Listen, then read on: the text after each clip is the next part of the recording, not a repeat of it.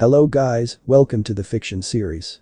Today we are gonna see, what if Naruto got harem with Azula, Mai, Ty and Toph? Part 2. If you want more awesome fan fiction like this, don't forget to hit that subscribe button, so without wasting any time let's get into the video. Azula sat tall on an ice throne, one leg crossed over the other, while her personal demon sat to her left, his back resting on her legs while she idly played with his hairs. In front of her stood three men. Admiral Shu, Commander Veers, and her uncle Iroh. She was currently investigating the failure of all three men to capture the Avatar, albeit her uncle had done little wrong bar raise Zuko to be a softie. Speaking of Zuko, the boy had refused to come, knowing that he would be there he had clammed up and refused to leave his room. Azula didn't care much. Now. What I do want to know is why Zhu thought he was bold enough to order my agent around. Azula questioned, a single delicate eyebrow raised alongside. Zhu spluttered. The man looked like he'd been roughed up, having a barely concealed black eye and a bump from where an object had hit him. My lady. This fiend was meant to be the secondary to the invasion. He was meant to sit back until either the Avatar showed himself or when the benders began to struggle. He straight off as Azula raised one dainty palm. You lost. You misdirected the entire invasion, allowing the Avatar and the waterbenders to gain an advantage, which then forced my precious agent to hold the line. She retorted. My lady, I disagree with my colleague. As you know, I fought alongside your agent and he saved my life a multitude of times, as well as those of my men. Commander Veers spoke up at that point, drawing the conversation to himself. Azula hummed, her bright cruel amber eyes moved across each of the men, while she still continued to play in Naruto's hair, citing deep rumbling groans of satisfaction. Guards, prepare the former Admiral Zhao for execution, on the grounds of misconduct and general foolishness. Her voice was firm and strict. Around them, Azula's personal unit stepped forward, preparing to take the disgraced admiral into custody. No. No matter what he has done, death is not the answer. Imprison him, yes, but do not kill him. Iroh finally spoke up. The man's loud proclamation drew the attention and ire of many. Naruto's own baleful blue eyes locked onto Iroh's own brown ones. The respect and love that once filled such a gaze were now replaced with sheer indifference and annoyance. Oh? My failure of an uncle is vouching for another failure, how quaint. First my older brother and now him. Azula, both you and I know that he doesn't deserve death. A demotion would be fine. He understands the gravity of the situation, however death is never the answer. Iroh firmly stood his ground, knowing that even a slight break would falter his entire argument. Azula narrowed her eyes. The amber eyes reflected the flame which burned in her heart, these flames which now burned brightly at her uncle's perceived disrespect. Fine. He will not die, but he is stripped of his rank. He will be a lieutenant and will return to officers' school, she responded with slight hints of agitation, masked by a veil of hilarity. Thank you, my niece. Azula waved off her uncle. Where is my timid big brother? Did he hear that my champion was here and scamper off somewhere to hide his failures? Iroh shook his head, knowing that at this point Azula was trying to get under his skin. However, the older man simply shook his head, knowing better than to rise to her bait. You should really respect your brother more, Azula. Not only is he still the crown prince, but he is family. Your first and only sibling. Azula scoffed, my brother is barely the crown prince, father should come to his senses and just be done with him. After all Zuzu actually is a broken toy. Iroh shook his head, simply turning away from his niece and beginning to walk away. He stopped, however, turning back only once, yet his warm brown eyes did not meet Azula's sinister amber ones, they met the cold, uncaring eyes of his former foster son. Naruto, my son. Do not allow the opinions of others to influence you. I apologize for, however, I have wronged you, but I do love you. With that the older man left, leaving both teens to stew in their thoughts. Azula stood abruptly, causing Naruto to lean forward heavily. He looked at her in curiosity. Scouts have reported that they saw the Avatar heading toward the Earth Kingdom capital, however to get there we must push through Gaoling and a couple of other small towns. As she mentioned the Earth Kingdom, the entire palace began to shake, almost as if the wrath of Gaia had taken hold of the Northern Kingdom. The vibrations which shook the whole area originated from Naruto, his immense ability in earth-bending benign shone as he vibrated solid ice and water. Azula walked back toward him and lightly stroked his cheek, bringing his head down to hers. The rumbles slowly started to settle. Naruto's reckless hatred had always taken him when that particular place was mentioned, the sheer inundation of memories fueling his emotions. Calm yourself, boy, do not allow your emotions to rule you. The torchbearer spoke softly, the voice of the spirit also helping to soothe the boy's annoyance. Summon a servant and have my warships prepared. 6 hours later. Azula's fleet had left the Northern Water Kingdom in the late hours of the night. The large warship surrounded by smaller picket ships began to pick up speed. The firebenders on the ships burned away any icebergs as their engines continued to pump out pitch black smoke. They cut across the narrow seas unmolested, the sheer power they carried with them, ensuring any would-be pirates would be too scared to even think about trying to attack. This mattered little to either Azula or Naruto, both of whom spent a vast majority of the trip wrapped in each other's arms. This was particularly enjoyable for Azula, who was held within Naruto's larger grip. Yet this would not last. There was a heavy knock on the door to Azula's shared bedchambers. The said young woman slowly sat up, taking herself the warm grip of her favorite teddy bear. Cold rage settled on her face as she wrapped her lithe shapely figure in a fine black silk robe. Opening the door, she was met with one of the royal bodyguards, the skull-masked man kneeling at the door, head down in respect. Yet this did nothing to cool Azula's annoyance. "What is it?" Her tone was fiery yet at the same time as cold as ice. Sweat formed on the man's face beneath his mask. Azula's rage was practically palpable. He stuttered somewhat. "Well, get out with it, you idiot, before you waste any more of my time." This seemed to spur him on. "I apologize, my lady, however, the port we were meant to dock at has been overrun by Earth Kingdom partisans. They will let us dock, but they're trying to get us to pay them." Having finally let out his message, the man seemed to deflate somewhat. Azula's eyes narrowed further. "And what has the commander decided?" "The commander wishes to pay them, simply to keep them out of our hair, seeing as they are not our direct enemies," he replied after a moment of pause. "This could be an opportunity. Tell the commander to deploy forces to recapture the port, kill any that resist, but focus on capturing them alive," she ordered the man. He continued to kneel even as she slammed the door in his face. He practically collapsed to both knees. Despite being much older than the girl, she still seemed to terrify him, especially when she was with that monster. The man slowly rose to his feet and began to slowly walk toward the bridge, thinking he should probably change his armor before he did so. At the port. The port of Hashirama had been taken at least 3 days ago. Once a powerful Earth Kingdom trading port, the lagoon town port city had been taken a couple of days beforehand.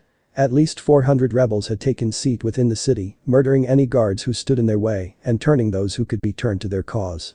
The sheer fact that they had held the port for so long showed how defunct and useless the Earth Kingdom's armies were, but they weren't dealing with the Earth Kingdom. They were dealing with the Fire Nation now. They had all heard tales of the Fire Nation's brutality, of how powerful they were when they overran multiple large cities within the Earth Kingdom's borders. As such, they tried to negotiate, offering to not engage the Fire Nation and even work with them for a small sum of money. They should have known better. But they didn't realize that the Fire Nation did not negotiate with those below them, they only conquered and took those they wanted. As such, the rebels were in complete shock when 100 head-sized fireballs rained down on their forces. Those who were veterans were the first to react by raising large stone walls. The walls themselves were reinforced, however they still shook and buckled somewhat from the sheer force of the onslaught. There were some light injuries amongst them, however most were fine, simply shaken up for now. It seems they didn't take the offer. One of the earthbenders shouted to his friend, panic audible in his tone. "This doesn't make sense, the fireballs were too small and too spread out to do any major damage. That isn't in the Fire Nation's modus operandi to initiate an assault in such a way." Another veteran spoke up from behind a wall. It was true, they realized, the Fire Nation wouldn't have given them a chance to create a defense. However, they weren't given much time to contemplate what the Fire Nation's motives were, as within a couple of seconds the walls began to crumble. Simply of their own volition. This left shocked earthbenders uncovered, and to their horror fire bender units had already breached the first defenses, landing without any casualties. However, the usually highly aggressive and offensive benders were not using their intense abilities and were instead using extensive martial arts to take down the rebels. They were effective, using their bending katas without their element. The heavy use of acrobatics, along with the heavy blows and weaving retreats, proved to be more effective than the slower yet stronger blows. The quick flurry of strikes combined with the sheer strength that many of the firebenders contained, whilst not on the level of the earthbenders themselves, was still considerable, and as such knocked many earthbenders flat. This led to mass surrenders from the rebel earthbender units, most of whom were conscripts who had been drafted by the rebel commander and didn't wish to fight for their cause or that of the Earth Kingdoms. Those who were actual fighters also surrendered, knowing they could not hold out by themselves. However, unsurprisingly, there were those who continued to try to fight, showing off the well-known stubbornness of the earthbender kind. However, they were far and few between, and these were quickly subdued and then beaten, putting them close to death, but still not killing them. After the quick yet brutal battle, the rebels had been forced to kneel, lining the main street as the largest of the Fire Nation battleships pulled in next to the dock. The sailors on board lowered the massive boarding plank, which slammed into the wooden dock. The first to march off was tall, well-built soldiers, 30 in number. Their armor was a dark blue accented with white flame-like marks around its edges. The bodysuit beneath was a black bodysuit, which seemed to contrast nicely. The earthbenders could feel the sheer power that rolled off these men. The group halted at the end of the gangplank, splitting into two groups and standing on either side of the plank, akin to a guard of honor. Next to come down the plank was the monster himself. Naruto wore a similar armor to those troops who had come before him, however, with slight differences like the haori he wore and the kanabo which stayed strapped to his back. He slowly walked down, his eyes scanning across motley groups of earthbenders. He halted at the end of the plank, turning and facing back toward the ship. And they saw why. Azula herself made an appearance. The young woman wore armor that was practically the same as those that closely surrounded her, being blue and black, in high contrast to the usual Fire Nation armor. However, hers still had flecks of gold around the collars and cuffs. She slowly walked down the gangplank, uncaring and almost unbothered by the bodies which lay at their knees before her. She even grinned at them, sadistically taking pleasure from their current positions. She then surprisingly spoke. "You know who I am, and you probably know why we're here." She started. The dead silence was her only answer, but she seemed unbothered, pressing on. "We have two objectives. Destroy the brutal and tyrannical Earth Kingdom regime, who cruelly and unjustly terrorized these lands for a millennia. And the second, to hunt down and capture the Avatar."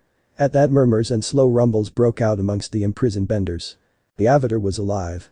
He had returned. Why hadn't he saved them? All these were comments Azula heard herself, and all of which she knew would push her plans into action. The Avatar has seen the terrible things which have occurred, and he did nothing. He saw how certain elements within my own nation brutalize cultures, yet he did nothing. That is why I wish for you to join us. The port city was quiet. Deathly so. The earthbenders didn't know how to react, especially the veterans who had been drafted into fighting a brutal campaign against these same people. "I offer you sanctuary, all I wish for in return is your complete subservience." The silence was still deafening. However, it was quickly broken. A young earthbender, a man no older than 20, but a veteran nonetheless, stumbled towards her. The guards prepared to move in interception, however, a singular glance from Naruto made them stand down. The boy fell to his knees before the duo. His head was practically grazing the ground. "I will serve. I devote myself to your cause, but please feed me and my family." Azula said nothing as Naruto stepped forward, raising one of his hands as he rigidly touched the older man's head. "Death before dishonor. Death before dishonor." Gaoling, Southern Earth Kingdom uncontested region. The town of Gaoling is a rich untouched town, nestled between mountainous regions. The area was practically untouched by the surrounding death and war. This allowed those who lived there to grow fat and lazy. However, this only benefited the rich. Those who couldn't afford to live good lives were left to rot in the slums and alleys on the outskirts of the city. One family ruled Gaoling, the Beifongs. An ancient family which claimed to come from the Avatar themselves. However, this was hardly believable to any that actually cared. The Beifongs were a small family. Their patriarch Lu Beifong was a co-founder of the illustrious Fire Earth Refinement Company. His wife Poppy Beifong was the political player within the family. It was due to her involvement that the Beifong family continued to rule Gaoling. Then we come to the last of their little family. Toph Beifong, the 16-year-old heiress of the family. She was the sole child and inheritor of the Beifong fortune, and as such, she was raised to be poised and elegant. However, she was much the opposite. She was born blind. This as a result caused her parents to be overprotective, akin to smothering her. And she hated it. Toph tried her best to live as they wanted, but she could not. She loved her freedom and she hated to be waited upon. And because of this, she was now confined to her room. Her earthbending teacher having informed her parents of her latest breakout attempt. "Toph, why do you keep doing this? Do you not understand that we are doing this for your own good? You are too important and too fragile to risk, my darling." Lu Beifong said to his daughter. He sat before her door. It being completely padlocked and chained, the man's daughter did not deem him worthy of a response. She hated the man. She hated the fact that to him she was weak and unable to protect herself. Toph wanted to prove them wrong so badly. And she would. She'd prove them all wrong. 4 days later. It had been almost a week since Toph had been confined to her room in the mansion. She, however, had heard much news from the maids and servants who entered. 2 pieces of news stood out the most to her. The first was the news of the princess of the Fire Nation burning her way through the Earth Kingdom and its paltry defenses, although what did pique her interest was the rumor of the almost mythical Earthbender, which seemed to accompany the princess. Toph really wanted to battle him and test her mettle against a veteran Earthbender. One that wasn't scared of hurting her at least. Oh, if she knew how close he actually was. The second bit of news was that of the Avatar apparently being nearby. Now that did surprise and intrigue her, but she also cared little about an old man who couldn't do his job. So, it was a deep surprise when she sensed her door being unlocked and an individual with extremely light footsteps within the mansion. It was her father who unlocked the door, the older man coming to a stop within the doorframe. "Toph, my darling daughter. The Avatar has arrived and has deemed us worthy of a visit, allowing us to host him for breakfast. You have to be present, however I don't want any of that escaping nonsense. Am I clear? You don't need to worry about me." Her answer was short and crisp. Two members of the Beifongs household guard approached her and took up positions beside her, ensuring she couldn't escape even if she wanted to. At least as far as they knew. "Well, let us go see the Avatar then." Ong somewhat recognized the young female that sat at the end of the table opposite to himself. After all, there was only one person at the earthbending tournament who could bend almost as well as any old master, even better in some cases. Ong had just about kept up with the earthbender known as the Blind Bandit. Speaking about the said fighter, this girl looked very similar to her. Blind? Check. Same height as him? Check. She couldn't be anyone else but the Blind Bandit. Her father wouldn't stop talking, and he didn't want to be rude and interrupt. Sokka beside him happily gorged himself on the food that had been presented to him. Katara, while less enthusiastic, still also enjoyed the food. "So young Avatar, what brings you to Gaoling?" Lao Beifongs asked, his curiosity finally getting the better of him. "I'm here to find an earthbending master. It's my next element on the list, and when that's done it'll be able to stop the Fire Nation's advance and bring balance to the world," he replied, smiling brightly. Lao nodded and motioned to his left. "We have quite a few earthbender masters here that you could choose from. In fact, Master Yu here is one of the best within Gaoling. However, if you want anyone better you'd have to go to the capital," he finished. Ong looked slightly confused. The girl had slightly sat up at the mention of an earthbending master, yet it was barely visible. "No need, your daughter is an amazing earthbender. I'm pretty sure she could teach me everything I need to know. After all, she almost beat me in an earthbending." A sharp kick interrupted his explanation. Lao shook his head. "You are mistaken, Avatar. Toph is blind and is still learning the basics. She could not effectively teach you anything." The man seemed to scoff. "But Mr. Beifongs, the badger moles that taught the first earthbenders were blind. Do not give me a lesson in history, Avatar. I do not care for it. My daughter will not teach you anything, and if you continue to insist I will have you thrown from this household." At that the man's bodyguard stepped forward. "Mr. Beifongs, please just listen, I'm pretty sure that your daughter was." Ong didn't even get to finish his sentence. "Master Yao, Captain Takefu, please escort the Avatar and his compatriots off the compound. It seems they've overstayed their welcome." It had seemed that Ong had pressed too far. Toph grinned to herself, her milky white eyes twinkly somewhat. Twinkle toes almost gave her away, but it wouldn't be that easy. Line break. It had been several days since Azula had taken the port city. It had been a peaceful couple of days, only the odd earthbender scouting party that had to be captured and silenced.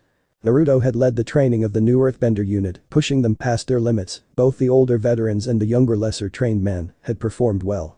At the rate they were going, they would be better than their brethren within the earthbending army.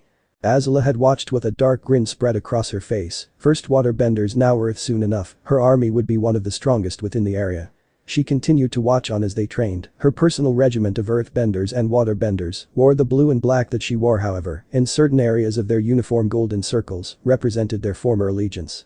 Azula stood from where she was seated, straightening out her uniform and stepping down from the shaded palanquin. She began to approach the still training benders. As she did so she was followed closely by two firebender bodyguards.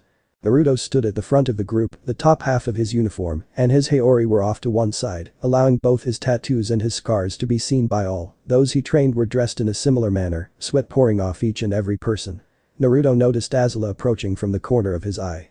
"Kneel to the Fire Princess." As he said this he fell to a knee, the men and women behind him quickly following suit, not wishing to gain the ire of their commander. "Naruto." Azula purred, "What have you learned so far about the area we are in?" she asked. "The scouts have reported that there are little to no forces present in large numbers. The earthbenders are scattered across the area for at least a kilometer to the closest town," he reported. Azula raised a single dainty eyebrow. "What is the town and its size?"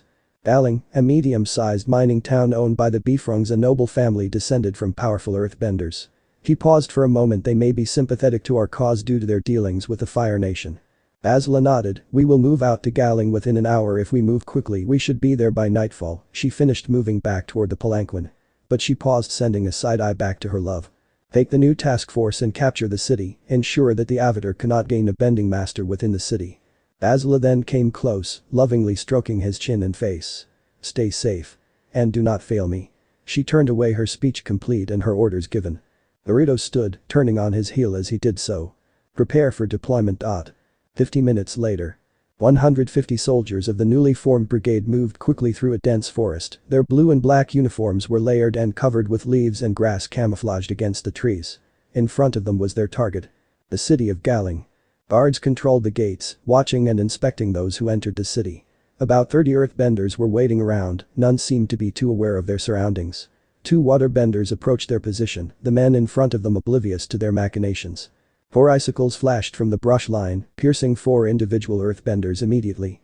The rest sluggishly moved to protective positions, the gates beginning to shut. 14 earthbenders who hadn't moved quickly enough fell into a large zinc trap, the earth closing up above them immediately afterwards. The remaining earthbenders went back to back aiming to face the enemy. The panic that stretched across their face was clearly visible. The brush and forestry moved before them, revealing many shadows. Too many to be anything else but an ambush. The last of the shadows moved, revealing Naruto in all his strikingly dangerous glory. A dark Shinigami mask covered his face with black cloth lining the edges of the mask, blood seemed to leak from the mouth's jagged teeth. He tilted his head slightly, staring deep into the eyes of the men who still lived. Bewildered eye.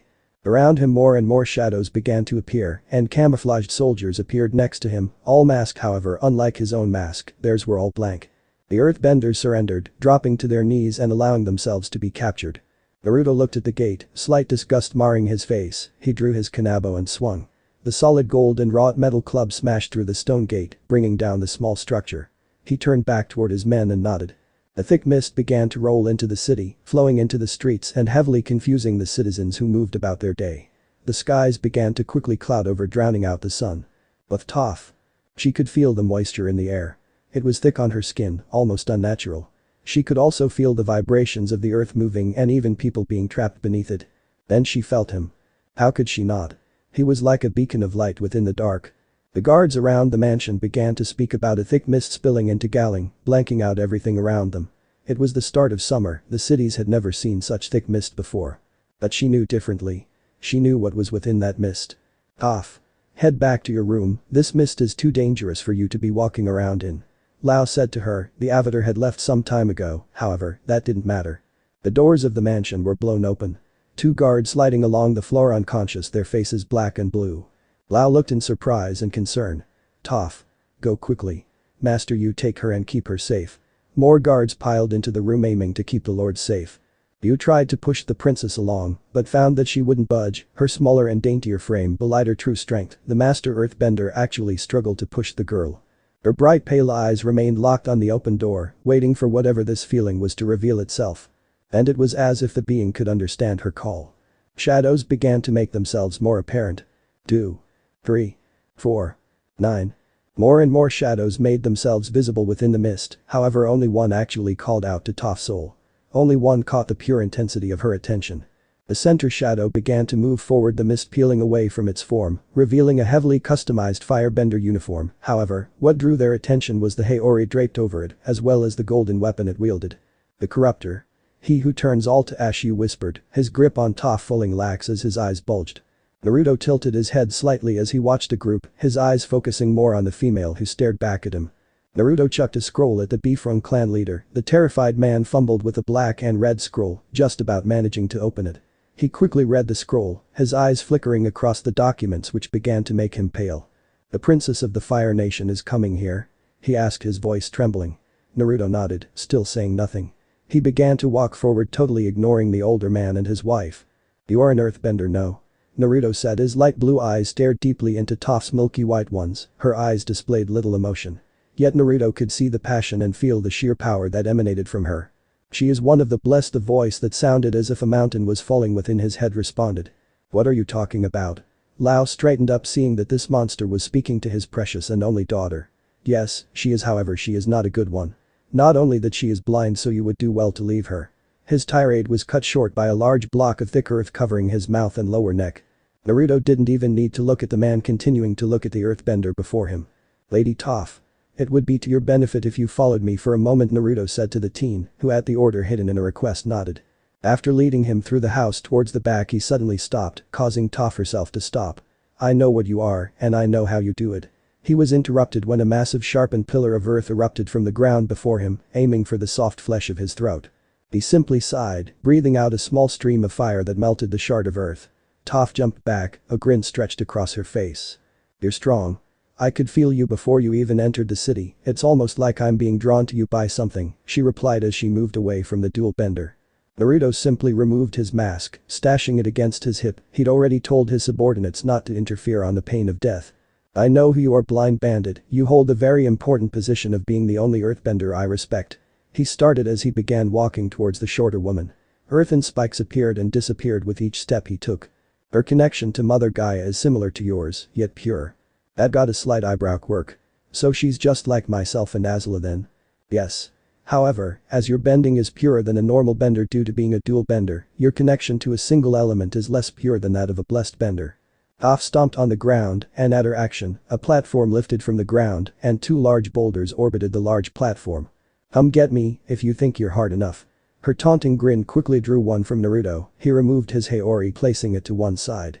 He breathed in and exhaled a torrent of boiling flames. Toph could feel the heat even from her elevated position. The grin cut across her face. With a flick of her hand, the twin boulders streaked toward her target akin to meteors toward a planet. Naruto ignored these boulders, coating his hands in flames and diving straight through one and turning the other to dust. Using his momentum, he propelled himself upwards, landing upon Toph's platform. Rather than running like he believed she would, the girl stood her ground. She kneeled, avoiding the first swipe of Naruto's enflamed hands, her hand sweeping the ground and gathering clumps of dirt. She struck back with an uppercut, her arms encased in hardened earth. Naruto narrowly avoided the uppercut, her hand scraping his face lightly. He jumped back, aiming to gain some space between himself and his sparring partner. "You're good. Really good. I'm impressed," Naruto said, nodding at the shorter woman. "Thanks, hotcakes, you're not too bad yourself. That magma crap you do is pretty strong," she responded. Naruto shook off her nickname. "Why do you stay here? You are strong enough to rule this place single-handedly, yet you stay?" he asked, his voice lightly filled with curiosity. "I could. But I'd be by myself. Plus we wouldn't be having such a fun fight now, would we?" she responded. Naruto nodded, understanding her well-placed point. "Join us. Azula is planning things, she's preparing for a fight. One that will shake this world and the next completely. I could join you, but the Avatar is looking for a master earthbender, so why shouldn't I just join him?" "So, you would rather travel with some pretentious monk who ran away when he was needed the most? That coward left people like us to rot and die. Or in your case, to be pampered to death." He had to avoid a large rock at those words. Toph seemed to consider his words, for he was speaking some truths. Aang had been depended upon and worshipped even though he'd given up on the world. This needed to be changed. "Don't you hate earthbenders though? So why have you not killed me yet?" she asked, a singular well-cut eyebrow raised in apprehension. Naruto nodded and sighed. "I'm not going to bore you with some long-ass drawn-out story. Earthbenders murdered my family and tortured me. They did that all because they found out I was a descendant of firebenders. And not only that, but because they thought I was the effigy of some evil avatar," he said casually. Toph could see the somewhat pain that swept across his face, but chose not to comment. "So what now?" she asked him. Naruto simply grinned. "Well, I have to ask you some things first." Line break. Aang, Katara, and Sokka hadn't been prepared for this. They'd been walking the streets when the mist rolled in. Katara and Aang could feel that the mist was different. Aang had been assaulted by visions and screams from what he assumed to be the former Avatar's spirits. The only spirits which hadn't reacted poorly to the vast mist were the ones who originated from the Fire Nation. "We have to leave," Sokka said, his voice cracking somewhat. "This mist isn't natural." "We have to go back," Aang said to his compatriots, both of which wanted to argue with his sudden demand. "Aang, we have to leave. If we go back to the palace, any number of things could happen, we don't even know what's causing this mist." Sokka argued back. "If you want to go back and try to convince her to come with us, then be my guest. We're going back to Appa," he finished. "Fine, you guys head back and get Appa ready too." Aang was cut off by a loud clanking sound. The sound of metal hitting the earth. That, combined with the screams of citizens further within the mist, confirmed the thought they all had. Gaoling was under attack. But by who? Who could manipulate the mist to such an extent? The only water benders who could have done such a thing had been massacred at the Northern Water Tribe. Sokka's eyes widened fearfully at the implications of his thought. Aang, blow away the mist. Now. Aang looked confused but obliged nonetheless. He quickly swung his bow staff, generating a large gust of wind, which picked up and carried the mist away. This did two things: it revealed the eerie, almost empty street. Almost empty. A man and a woman stood at the end of the street, both wore dark uniforms, their faces covered by bone-white masks. They stared down the Avatar's entourage. Eyes. They don't look very friendly. Sokka was the one to break the tense silence. Aang stared at the twins. The twins stared at Aang. The man was the first to move. He took to the sky, jumping high in a single bound. With a flick of his hand, a jet of icy water was flung at almost imperceptible speeds toward Katara. Aang was the first to react, redirecting the water spear with a blast of wind. The woman took that moment to jump into action, stomping on the ground. An entire row of stone spines cut through the earth towards the gong. Aang slammed his staff into the ground again, lifting a barrier of dust to shield his friends. The twins stared into the dust cloud, waiting to see if their attacks had hit. However, when the dust cleared, they were nowhere to be seen. The twins looked at each other and nodded, spinning around and rushing back the way they had come, apparently not noticing the gong hidden on the rooftop. The trio felt fear.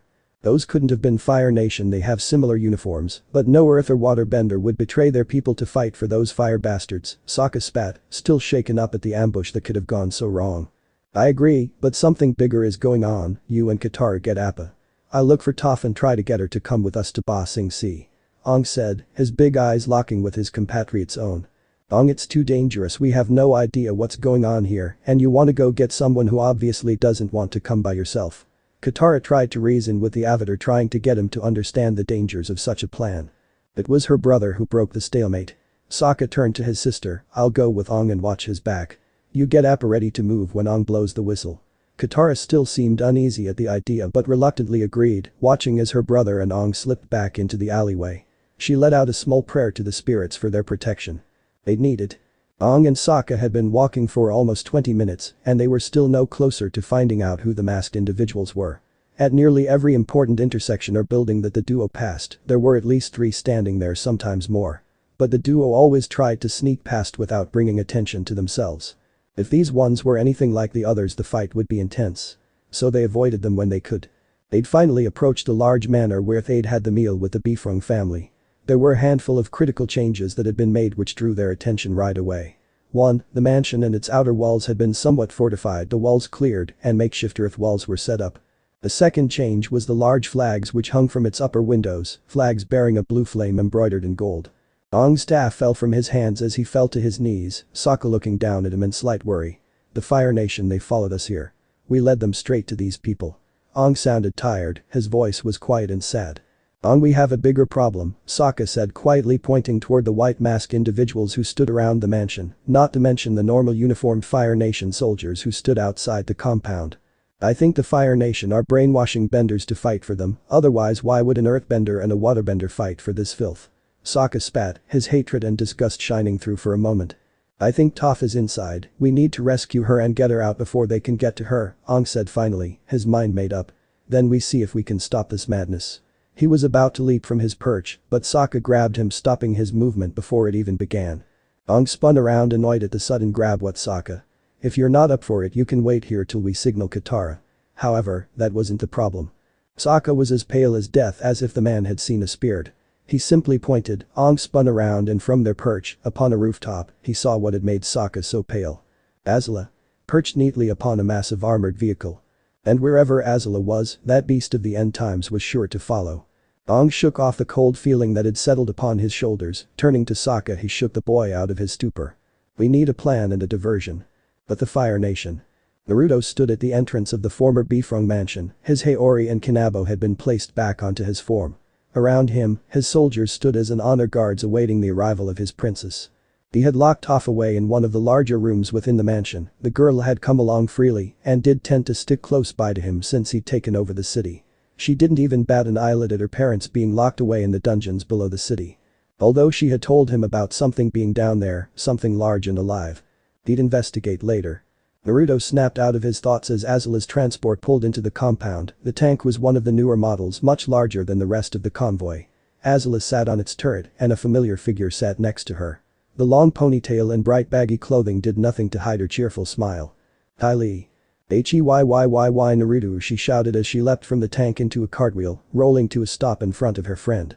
Hello, Ty Lee. Naruto's mask muffled his voice, his red eyes tracked Ty Lee, but quickly moved back to Azula once he saw her leap from the tank, landing as gracefully as ever. Behind her, hundreds of men dismounted from other vehicles or beasts of war. Lady Azula, Gaoling is yours. Azula smiled as Ty Lee continued to practically vibrate with contained energy. A job, that mask does suit you, I must say, although it's a shame it covers your handsome face. Now show me our new base of operations. She purred as she walked toward the large double doors. On either side of the doors stood members of Naruto's experimental unit, 2 earthbenders in fact. Now that combat had been completed, they wore armbands that denoted their benign specialities, green or blue denoting earthbender or waterbender respectively.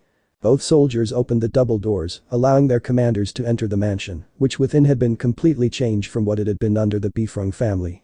The flying boar which had been hung over the entrance was removed, being replaced with a blue flame symbol, things that would usually make a house comfortable, and any personal and familial possessions had been removed and burned. The walls had been left bare, and many rooms had been turned into barracks or prison cells. All in all, it was as if the Beifongs family had never existed. Lao, who at one point had been a secret Fire Nation supporter, hadn't been too happy at the takeover of his family estate, however, with the presence of the corruptor, he didn't dare speak out, benign confined to his room. "What of our guests?" Azula asked, looking up the grand staircase. Naruto removed his mask as Ty Lee sat on his shoulders, having climbed up there after they entered the building. "Well, they didn't take to the conditioning well, but I believe with some time we should have them on the side. If not, we'll just keep them contained." Naruto didn't get to finish his sentence, as a burst of wind slammed open the double doors at the front of the mansion. The 2 guards who'd been there before had been flung into the mansion, sliding across the floor and being deposited by the small group's feet. Ty Lee flipped from Naruto's shoulders as he prepared to fight the Avatar. "It seems the little coward is here, still trying to rescue those you ran from all those years ago." Azula taunted, her amber eyes glaring devilishly. 36,789. Naruto simply stated. Azula's grin grew wider. "What's that supposed to be?" Aang asked, genuinely confused, but continued to hold his guard as Naruto's men surrounded him. 36,789. "Human life is so fragile, so easy to snuff out," he sneered. Aang's eyes widened in horror, he couldn't believe it. "You didn't, there's no way you could've." Naruto grinned as he removed his Haori, a wide-fanged grin akin to that of a smiling demon. 36,789 lives, all gone.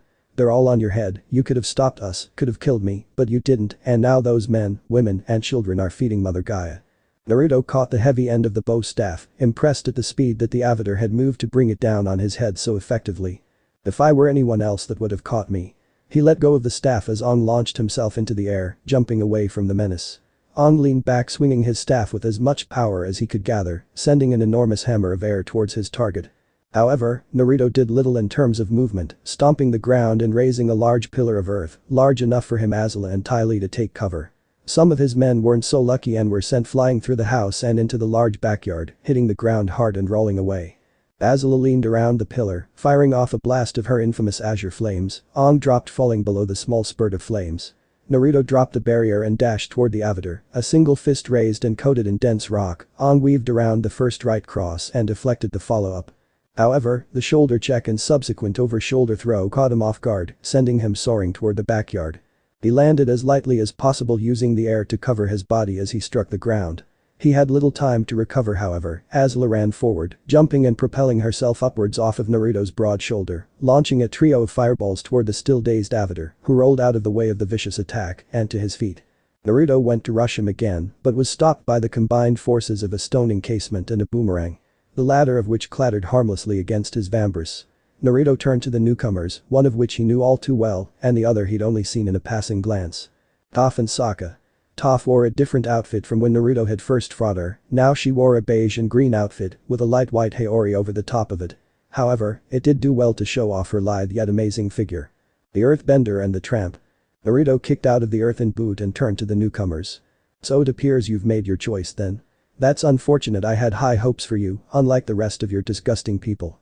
Naruto sneered, his anger somewhat surprisingly hidden. Toph grunted, her milky eyes betraying nothing. "You come here. Destroy my home, imprison my parents and think I would ever think about joining you and your merry band of whores. You'd be insane." She finished her torrent of words by jumping and slamming her fist into the ground, sending a wave of earth toward the firebenders. Naruto leapt over it, drawing his kanabo as Sokka rushed him, dual-wielding a club and a cutlass. The younger teen swung both wildly, trying his best to even land a blow on the more experienced fighter. Naruto weaved in and out of his attacks, placing his weapon back in its holster. He drove a punch upward into Sokka's ribcage, winding him. Then he kicked out, sending the boy flying back out of the house, and where the Avatar had been busy fending off the flurry of blows from Azula. Toph and Naruto clashed, slamming their fists together. As the two benders worked to try to drive the other one off, Toph would strike with slow yet heavy blows, whilst Naruto struck back, his blows equally as heavy, yet also having a heated effect to them. They continued to trade blows, Toph engulfing her hands within a thick layer of rock and Naruto a thick flowing layer of flames. Each punch was caught and each kick was deflected, the two seemed to be like yin and yang, never being able to overpower the other. Finally, it was Toph who seemed to win out, slamming her hands against his chest and encasing it in an earthen vest. "Sorry hotcakes, you're just too insane for me." Toph turned and began to run outside. Aang was still engaged in his fight and Sokka had just started rising from the hit he'd taken. Azula leapt into the air again, prepared to bring down an arc of flame upon the Avatar's head, however she was blown back by a sudden gust of wind, hitting the ground and rolling into a quick fighting position. However, she quickly dropped it knowing it was pointless. For above them hovering was the Avatar's furry pet. Aang had already boarded the massive beast with Toph and Sokka, quickly clambering aboard afterwards. Katara quickly whipped the reins, getting Appa to rise up quickly. Everything had gone to plan. That was until there was a loud scream of pain. Katara turned to look to see what had been struck, only for her heart to break. Her brother had been struck. He was writhing in pain and boils and flash burns racked the left side of his torso. She quickly dropped the reins and rushed over, drawing the water from her cantina and covering his burns as Aang took the reins. "We need to get to Ba Sing Se. Fin." Sokka was writhing in pain. The boy hadn't stopped wriggling and crying, the burns on his side almost had a mind of their own, pulsing and convulsing. Aang could still feel the sheer heat that the wounds emanated even as she tried to cool them off with her bending. The four hadn't spoken since Sokka had been hit, they'd been riding for hours without sleep, passing over mountains and valleys. After a couple more moments of flying, Appa started to descend. Aang was startled into action when Appa hit a tree, the branches almost knocking Aang from his seat. A young airbender fought to land Appa safely on the ground, the exhausted bison uprooting numerous trees before finally settling just before a boulder that practically dwarfed Appa. The sudden jolt hadn't helped Sokka's condition, the young man screaming as his damaged arm struck the edge of the saddle. Tears welled in Katara's tired eyes as she saw the slowly worsening condition of her brother. Aang spun around, hearing the cries of Sokka. I'm sorry. I didn't realize Appa was so tired and Sokka wasn't doing too well. We're going to have to rest here for a little while. After that crash landing, Appa is in no state to fly." Aang said apologetically, deep bags were seen below his eyes. All of them were in a sorry state. Toph created a small handbridge to Appa, allowing them to remove their wounded. However, that was all she did. Rather than helping move any of the other equipment or tending to Sokka, Toph built a makeshift tent and slammed the door, gaining the attention of a tired Katara and Aang. "What is she doing? Doesn't she realize that we're going to need help taking the stuff off of Appa?" Katara started, however she realized she was talking to herself when the subtle glow of Aang's tattoos caught her attention. But in Aang's mind, Aang was at a loss. He didn't want to kill, he didn't want to remove a life no matter how rotten from this mortal coil. He needed to help Sokka too. He needed to speak with his past lives. "Avatar Kaioshin. I need your wisdom." Aang waited for a moment. The light blue glow emanated from the space before him as the tall and imposing Avatar appeared. "Avatar Kaioshin. I face an enemy who is almost beyond anything I've seen before. He wields two elements and is as ruthless as Ozai himself. What should I do?" Kaioshin paused for a moment, looking down at her spiritual descendant. "Avatar Aang. This foe you speak of is an ancient one. The boy who this evil inhabits is unfortunately only so corrupted due to my inaction. However, to purge this world of that evil you must kill the boy. It is the only way." She turned to wisps as she finished. Aang looked up in shock. This couldn't be the only way, there had to be another way of doing this. "Avatar Yangshan. I need your wisdom." With another soft blue glow, Avatar Yangshan appeared before him. "The evil that your enemy contains is not a new one. One of our predecessors fought him. Avatar Gun. Do not in any circumstances summon that man. He was fundamentally changed by his duel with that monster. It scarred him horribly both physically and spiritually." Yangshan paused for a moment, the silence was almost deafening. Aang spoke before his fellow airbender could. "You were the best healer amongst the avatars. Please help me help my friend. He was hit by the fire from that being we spoke of." Yangshan seemed to mull this over. "Very well, but afterwards I have a task for you. Ama Shu." A massive flurry of flaming boulders soared through the air, akin to comets lighting up the sky. These comets slammed against the large fortress city of Ama Shu. The massive island-like fortress city sat immobile within a canyon. However, the usually peaceful city was currently under siege. Firebenders rushed towards the land bridge that connected the ancient city with the outside world. The earthbenders within the city launched massive boulders from their emplacements, crushing numerous soldiers in their landing. Those who could not bend launched arrows and ready trebuchets. The earthbenders were confident the siege had been going on for a couple of days at most, and the Fire Nation had yet to breach their walls. This was the Fire Nation's third assault for the day, and it had already begun faltering. The men wanted to avoid advancing on the earthen bridge in case the defenders collapsed it.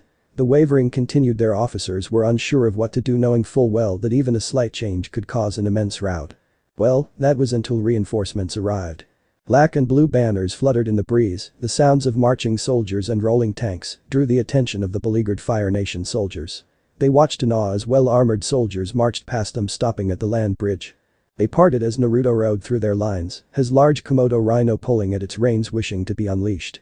He stopped just before it could cross the bridge. Tugging the reins, the massive beast turned and Naruto faced the armies. Men of the Fire Nation. Ama Shu stands in our way of a peaceful world. A world ruled by the strongest nation.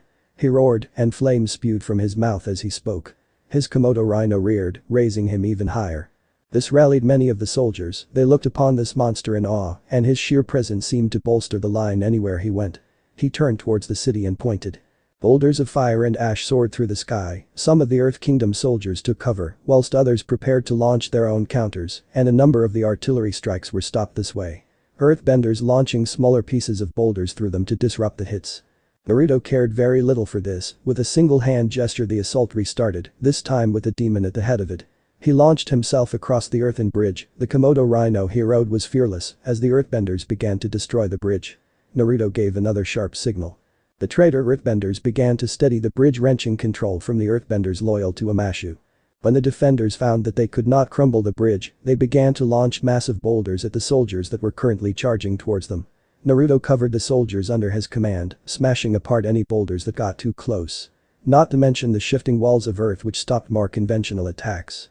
He leapt from his Komodo rhino, landing on the courtyard before the massive gates of Ama Shu. Placing his hands against the gate he began to concentrate. Naruto could feel every grain of earth within the gates. He could feel how his Kai and will penetrated the thick blocks of earth, overriding and overpowering those of the gate guards.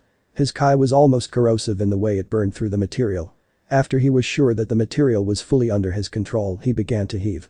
Naruto's muscles bulged as he pulled against the massive gates. The soldiers behind him watched in quiet awe as the younger man slowly tore open the gates. They could see his struggle as the earthbenders within tried their damnedest to keep it closed. The earthbenders within the Azula company began to raise steps on the giant walls, their aim to allow their troops to flood over the walls whilst their commander finished off the gate. Naruto gave one last heave, wrenching the large slab of rock from its position. His muscles screamed at him as he walked forwards a couple of feet. Fire Nation soldiers poured in from behind. Naruto dropped the massive gate, his eyes panning upwards. The Ama Shu was massive, his forces had only breached the lowest levels, and now they had to fight through the urban sprawl. The three smaller mountains would prove to be dangerous too. The earthbenders were forced into a full retreat. The Fire Nation tanks and overwhelming attacks were simply too much for the first stage of defenses. However, the quick advance did not last. Soon the Fire Nation began to be bogged down. The earthbender forces had arrayed numerous defenses within the city. Earthen pits swallowed entire battalions whilst rock slides crushed tanks and forced the Fire Nation soldiers to take specific marked routes up towards the palace. Naruto and the Azula battalion were the tip of the spear. He led his forces through the defenses using his fantastical abilities. His flames washed through the defenses, turning any earthbender who lingered to ash. The only ones who managed to halt his advance were the elites of the Ama Shu royal court. Those men practically threw themselves at Naruto and the Fire Nation soldiers. Every now and then they'd burst from the ground or the walls with their gold and green armor, protecting them from any stray blasts. Then they'd assault the Fire Nation forces, trying to drag down as many soldiers as possible. Sometimes they'd get 2 or 3 before being eviscerated. The Azula battalion soldiers ensured that the earthbenders could never get more than a handful of kills. Naruto had already destroyed 3 of the bastards before they could even assault the Fire Nation's pincer advance. Naruto heard a loud crack come from the sky. Looking up he recognized a black flare. One of the pincers had become bogged down, most likely due to a high priority enemy fighting in that section. Naruto started to move towards the buildings on the far side of the road. His aim was to level them so a section of his pincer could envelop the enemy. He didn't get 2 steps in before a shard of crystal jabbed up towards him. It had almost taken his foot. That was close. He looked down the length of the street. The tired-looking old man sat in a wheelchair. He was hunched over and had a long green robe which covered his body. He seemed to be laughing and snorting to himself. The blue-armored soldiers moved to remove the man, but Naruto held his hand up, stopping their movement. He's just an old man.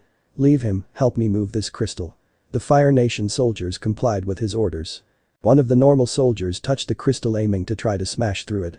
He died before he even realized what had happened.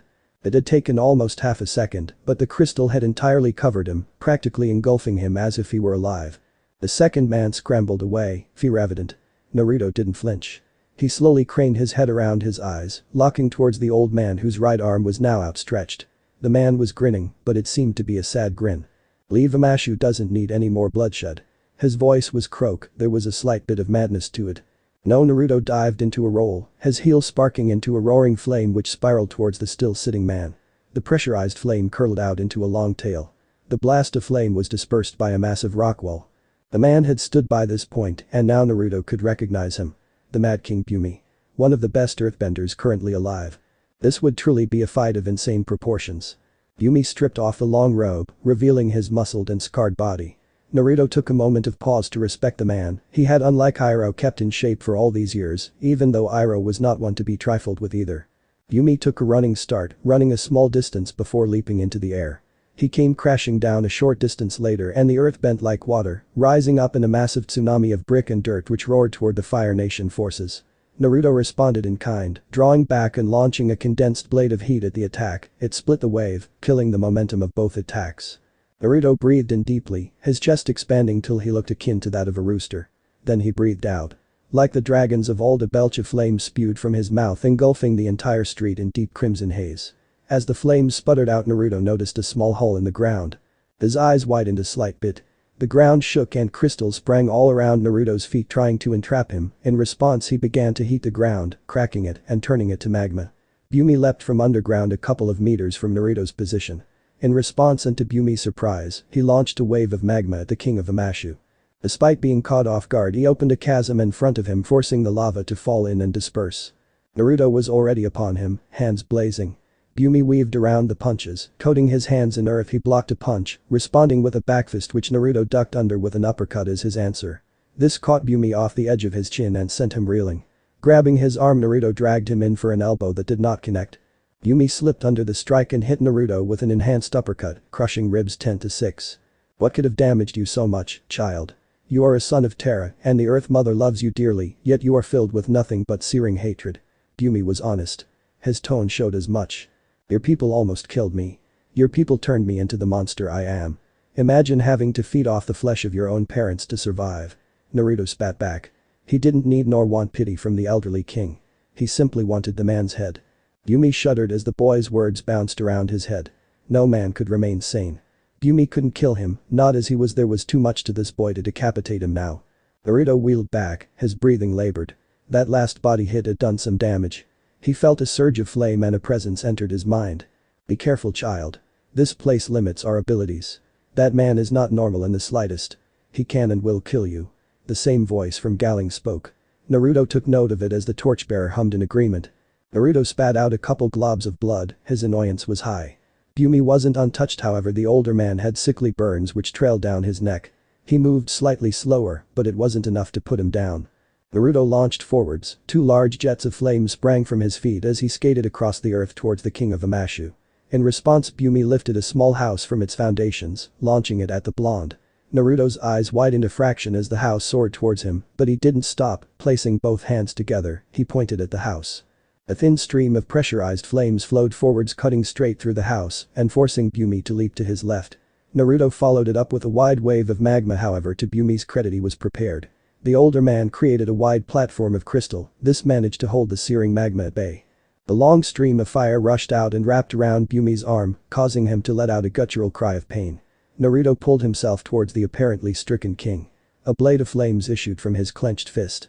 He swung upwards as he closed in, the blade aiming to decapitate the king in one fell swoop.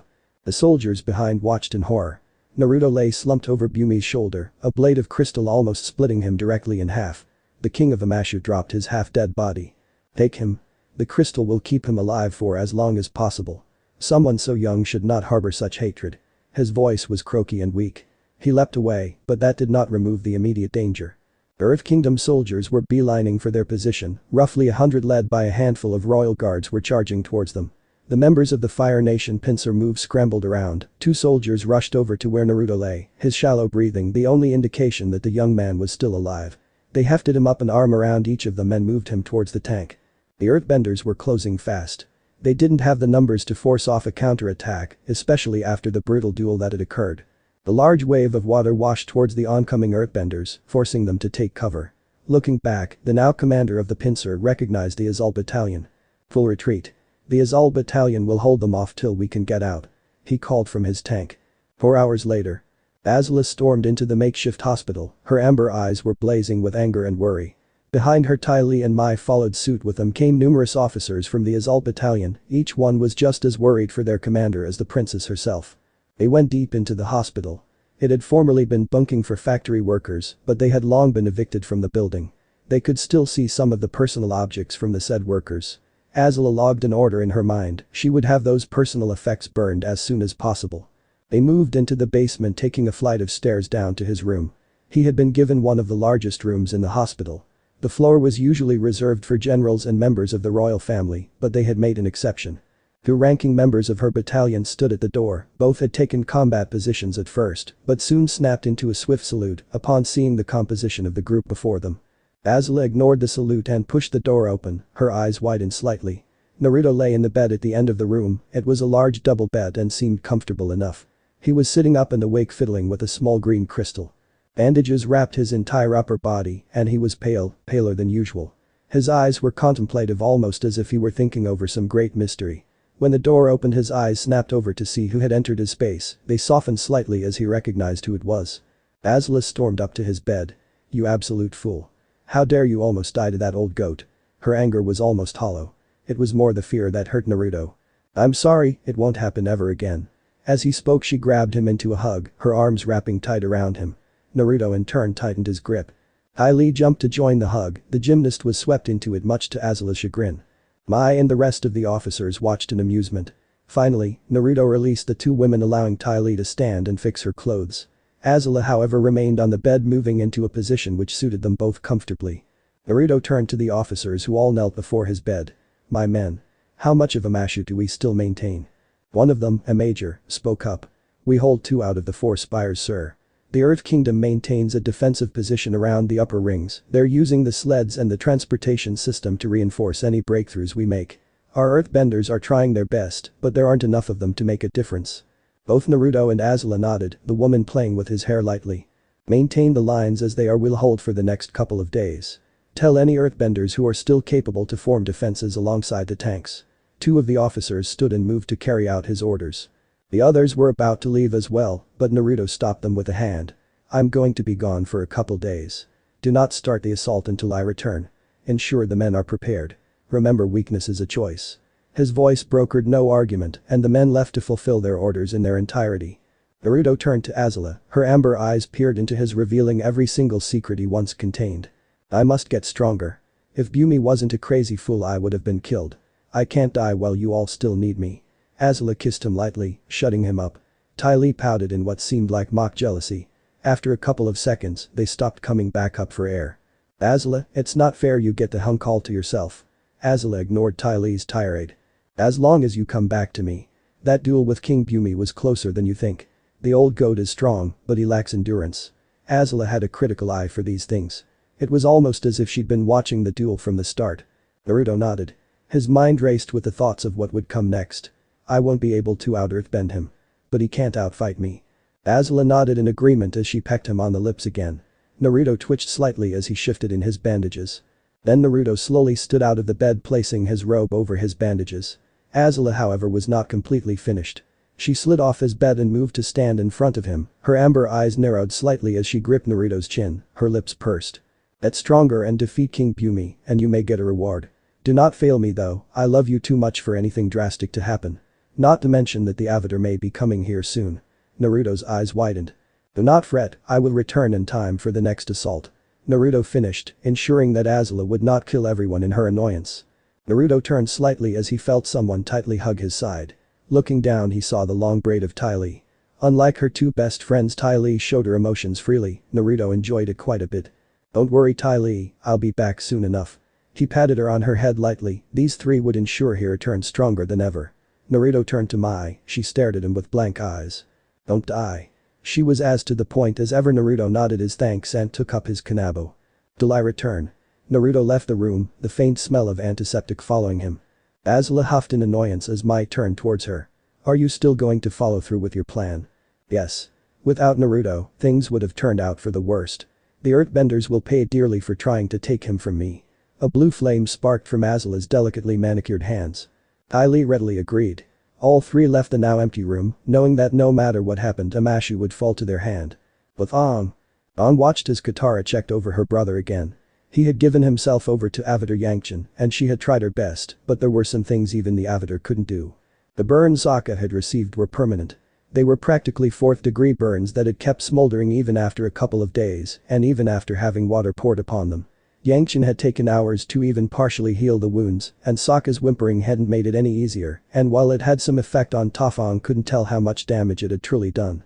Katara he began softly gaining the tired water tribe girl's attention. She hadn't stopped attending to her brother, and even now she fed him a simple soup.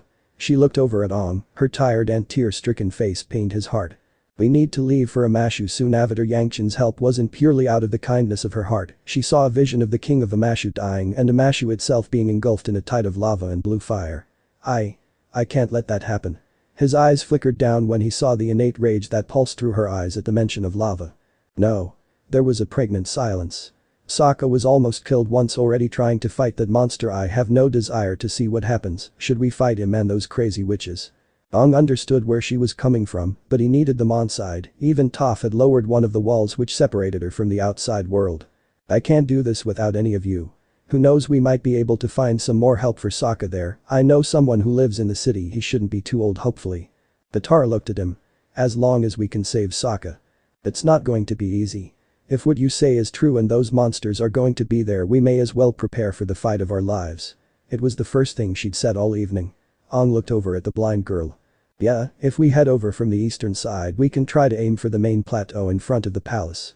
Then we can try to convince the king to prepare for the siege. This was the most serious they'd seen Aang. Katara and Toph agreed. Katara went back to feeding her brother her sniffles framing the night. Whilst Toph once again sealed herself within the tent.